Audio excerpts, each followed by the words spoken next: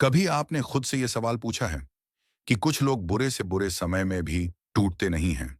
हालात उनके खिलाफ होते हैं, रास्ते बंद दिखाई देते हैं, पूरी दुनिया मानो उनके विरुद्ध खड़ी होती है, फिर भी उनके भीतर एक अजीब सा विश्वास जिंदा रहता है। आखिर ऐसा क्यों? और दूसरी तरफ कुछ लोग जरा सी परेशानी में डगमगा जाते हैं, हिम्मत हार बैठते हैं और मन ही मन मान लेते हैं कि अब सब खत्म हो गया। इन दोनों के बीच अंतर किस चीज का है? शक्ति का, ज्ञान का या भाग्य का? श्री कृष्ण कहते हैं, अंतर बाहरी नहीं, अंतर भीतर का है।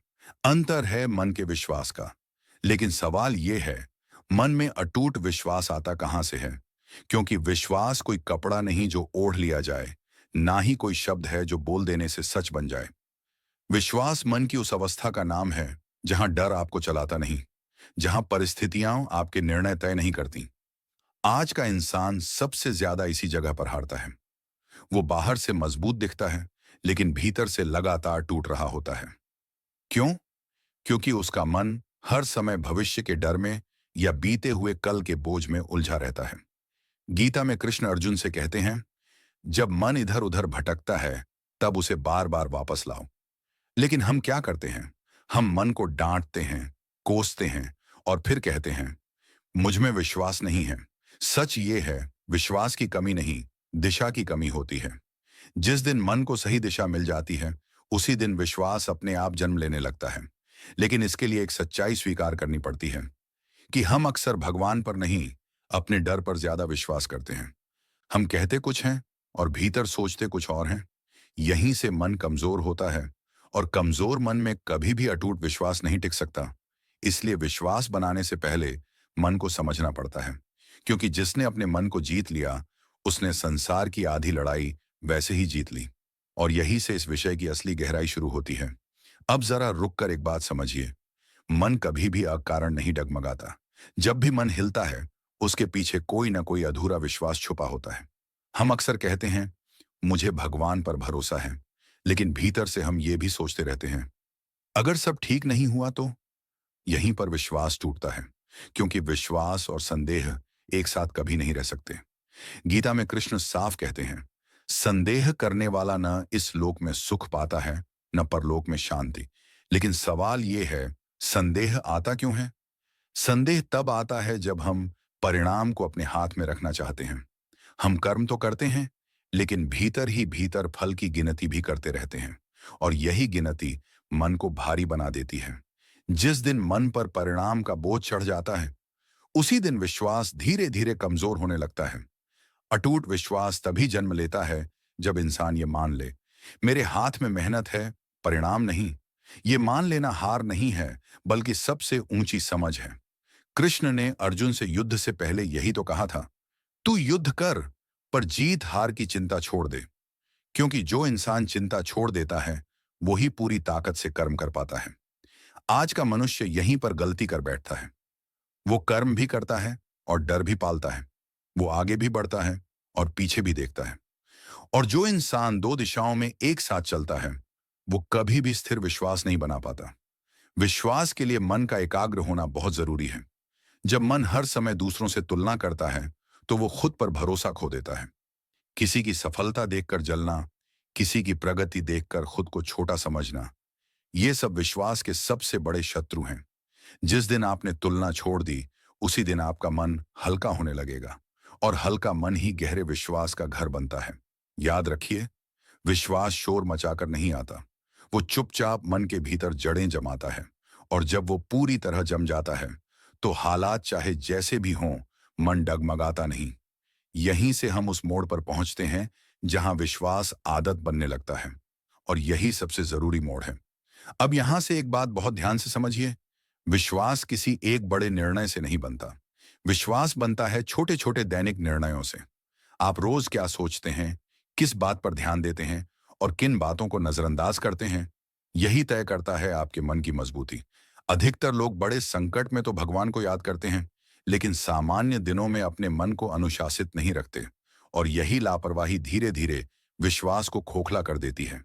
गीता में कृष्ण कहते हैं, मन को मित्र भी तुम ही बनाते हो और शत्रु भी तुम ही। मतलब साफ है, जो मन नियंत्रण में नहीं, वही सबसे बड़ा दुश्मन बन जाता है। आज इंसान दिन भर बाहरी दुनिया से जानकारी लेता रहता है, लेकिन अपने भीतर क्या चल रहा है, इस पर ध्यान ही नहीं देता। मन में जैसा विचार चलता है, वैसा ही भाव जन्म लेता है, और भाव जैसा होता है, वैसा ही विश्वास बनता है। इसलिए अगर आपके विचार हर समय नकारात्मक होंगे, तो विश्वास कभी स्थिर नहीं रहेगा। अटूट विश्वास के लिए सबसे पहले मन की सफाई जरूरी है। हर वो विचार जो आपको कमजोर महसूस कराए, जो आपको डराए, जो आपको अपने आप पर संदेह कराए, उसे पहचानिए, और पहचान लेने के बाद उस पर अंधा विश्वास मत करिए, क्योंकि हर विचार सच नहीं होता। कई बार विचार सिर्फ पुराने अनुभवों की छाया होते हैं, लेकिन हम उन्हें ही अपनी सच्चाई मान लेते हैं। यहीं पर मन फिसलता है। जिस दिन आपने अपने विचारों को देखना शुरू कर दिया, उसी दिन विश्वास की जड़ें मजबूत होने लगती हैं। विश्वास किसी चमत्कार से नहीं, जागरूकता से बनता है, और जागरूक इंसान कभी भी आसानी से नहीं टूटता। यही कारण है कि जो लोग अंदर से शांत होते हैं, वो बाहर से अडिग दिखाई देते हैं। उनकी शांति कमजोरी नहीं, बल्कि गहरे विश्वास का संकेत होती है, और यहीं से विश्वास सिर्फ भावना नहीं, बल्कि स्वभाव बनने लगता है। अब हम उस स्तर के करीब पहुंच रहे हैं जहां मन डगमगाना छोड़ देता है। अब यहां एक बहुत सूक्ष्म बात समझिए। अधिकतर लोग जीवन में इसलिए टूटते हैं क्योंकि वे परिणाम पर अत्यधिक ध्यान देते हैं और प्रक्रिया को नजरअंदाज कर देते हैं। जब परिणाम अपेक्षा के अनुसार नहीं आता, तो मन सबसे पहले विश्वास पर प्रहार करता है। कृष्ण कहते हैं, कर्म तुम्हारा अधिकार है, फल नहीं। लेकिन मनुष्य फल को अपना हक समझ बैठता है। यहीं से अशांति जन्म लेती है। जब आप हर कर्म के साथ फल की चिंता जोड़ देते हैं, तो कर्म भारी हो जाता है और मन थकने लगता है। धीरे धीरे यही थकान निराशा में बदल जाती है, और निराशा विश्वास को कमजोर कर देती है। जो व्यक्ति आज शांत दिखाई देता है, संभव है उसने भी कभी इसी बेचैनी से लड़ाई लड़ी हो। फर्क सिर्फ इतना है, उसने अपना ध्यान फल से हटाकर कर्तव्य पर केंद्रित कर लिया। जब ध्यान कर्तव्य पर होता है, तो मन स्थिर रहता है, और स्थिर मन कभी भी भटकता नहीं। आज की सबसे बड़ी समस्या यह नहीं है कि लोग कर्म नहीं करते। समस्या यह है कि वे हर कर्म का तुरंत परिणाम चाहते हैं। धैर्य आज सबसे दुर्लभ गुण बन चुका है। लेकिन याद रखिए, जिसके भीतर धैर्य है, उसके भीतर विश्वास भी स्वतः जागृत रहता है। विश्वास शोर नहीं करता, वह चुपचाप सहन करता है। और जो सहन करना सीख लेता है, वह हारना भूल जाता है। जीवन में कुछ समय ऐसे आते हैं जहां कोई उत्तर नहीं मिलता, कोई संकेत नहीं दिखता, और कोई रास्ता स्पष्ट नहीं होता। यही समय विश्वास की असली परीक्षा होता है, क्योंकि जब सब कुछ अंधकारमय लगता है, तभी आस्था की दीपक जलती है। और जो व्यक्ति उस अंधेरे में भी अपने कर्तव्य से पीछे नहीं हटता, वही कृष्ण के मार्ग पर चल रहा होता है। अब आगे हम उस बिंदु पर पहुंचेंगे जहां विश्वास आदत नहीं, बल्कि जीवन की रीढ़ बन जाता है। अब यहां एक और सत्य समझना आवश्यक है। विश्वास तभी टूटता है जब हम गलत जगह उसे टिकाते हैं। अधिकतर लोग ईश्वर पर नहीं, परिस्थितियों पर विश्वास करते हैं। जब परिस्थितियां अनुकूल होती हैं, तो वे कहते हैं सब ठीक है, और जब परिस्थितियां विपरीत होती हैं, तो वे कहते हैं अब कुछ भी ठीक नहीं। कृष्ण कहते हैं, जो बदलता है उस पर भरोसा कमजोर होता है, और जो नहीं बदलता उसी पर आस्था टिकती है। परिस्थितियां हर दिन बदलती हैं, लोग बदलते हैं, वक्त बदलता है, लेकिन धर्म नहीं बदलता। जो व्यक्ति धर्म को अपने भीतर स्थिर कर लेता है, उसका मन डगमगाता नहीं। आज मनुष्य सबसे अधिक जिस चीज से डरता है, वह है असफलता। लेकिन सच यह है, असफलता किसी को कमजोर नहीं बनाती, कमजोर बनाती है असफलता से भागने की आदत। जो गिरकर भी खड़ा होना सीख लेता है, वह कभी हारता नहीं। कृष्ण ने अर्जुन से यह नहीं कहा था तू जीतेगा। कृष्ण ने कहा था तू युद्ध कर, क्योंकि युद्ध करना अर्जुन का धर्म था, और परिणाम ईश्वर का क्षेत्र। जब आप अपने क्षेत्र में ईमानदार हो जाते हैं, तो ईश्वर अपने क्षेत्र में हस्तक्षेप स्वयं करता है। यही कारण है कि सच्चा कर्म कभी व्यर्थ नहीं जाता। शायद फल तुरंत न मिले, पर दिशा हमेशा सही हो जाती है। और सही दिशा में चल रहा व्यक्ति देर से सही, लेकिन गिरता नहीं। आज जो लोग आपका मजाक उड़ा रहे हैं, संभव है वही लोग कल आपसे सीखना चाहें। इसलिए अपने मौन को कमजोरी मत समझिए। कभी कभी मौन सबसे बड़ा उत्तर होता है। जो व्यक्ति अपने भीतर शांति खोज लेता है, उसके बाहर कुछ भी उसे विचलित नहीं कर सकता। अब आगे वह बिंदु आने वाला है जहां मनुष्य को समझ आता है कि जीवन में सब कुछ खोकर भी कुछ नहीं खोया। अगर स्वयं को नहीं खोया, मनुष्य अक्सर यह भूल जाता है कि सबसे बड़ा युद्ध बाहर नहीं, अंदर लड़ा जाता है। बाहर के शत्रु फिर भी दिखाई दे जाते हैं, लेकिन भीतर के विकार मुस्कुराते हुए मारते हैं।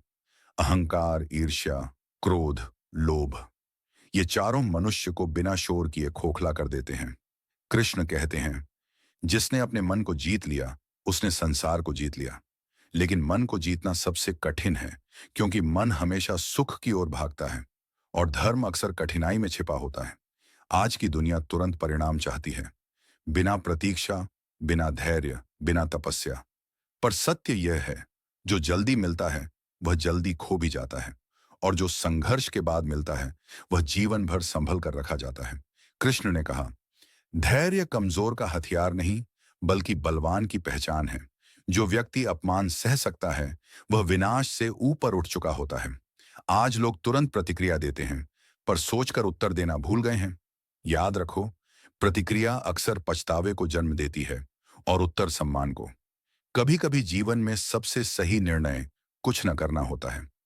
हर युद्ध लड़ने के लिए नहीं होता, कुछ युद्ध नजरअंदाज करने के लिए भी होते हैं।